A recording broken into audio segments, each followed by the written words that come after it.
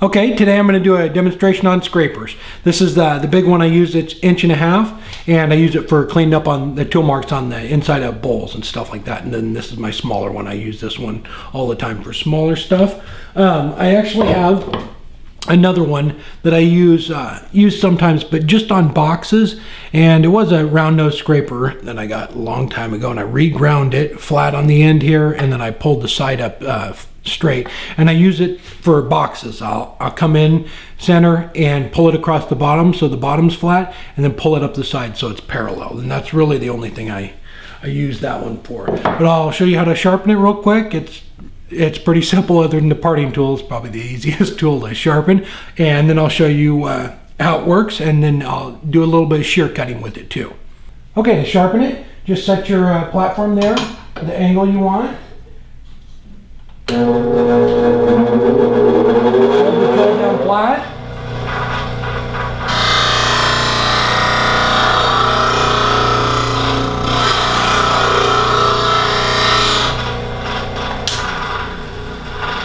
And that's it.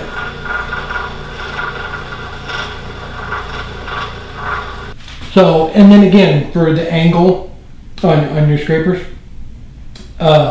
they range between, I'd say 45 and 70 is about the angle you want to keep them. This one right here is at 50.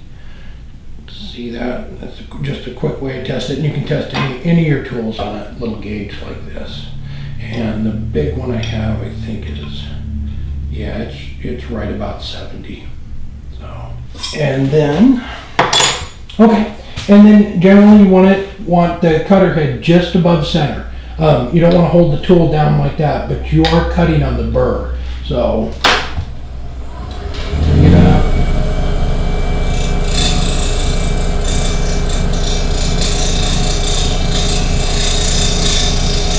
About like that.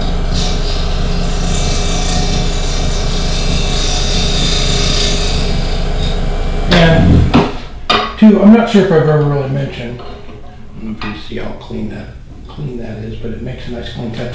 Basically what I use the scraper for is I get my basic shape down, and just before I sand, I use the scraper. It's a really easy way to get rid of tool marks. It makes a nice clean cut, and it's easy to control. So I'll do something like a bowl, and then I'll just come across it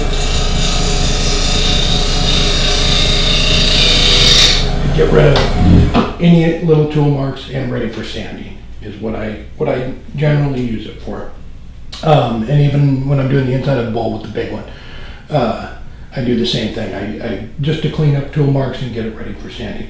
So for shear scraping, turn it off. And then for shear scraping, the same thing. Keep the tool rest where it's at. Roll the tool up on its side, about 45, and it makes a nice clean cut.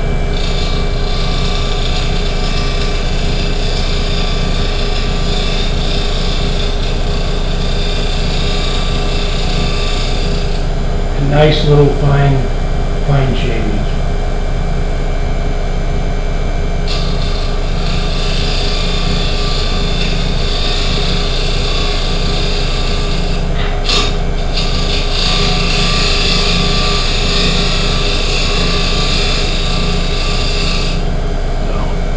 So, you can see that. All right, and it cleans it up. It's just nice and smooth. Even on the end grain, it makes a nice clean. And even on the inside of the bowl, you can take the big scraper, and roll it up on its side and do a shear cut to clean it up too.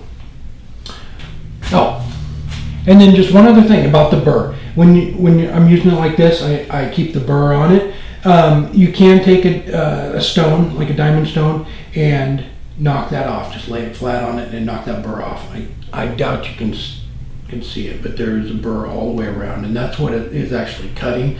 So if on a lot harder woods, the more dense, something like cocobolo or something like that, you can knock that burr off, and it'll actually make a cleaner cut on without the burr on it on harder woods like that. I'll use the big one here real quick too. Like I said, you can roll it up on its side, and it does the same thing.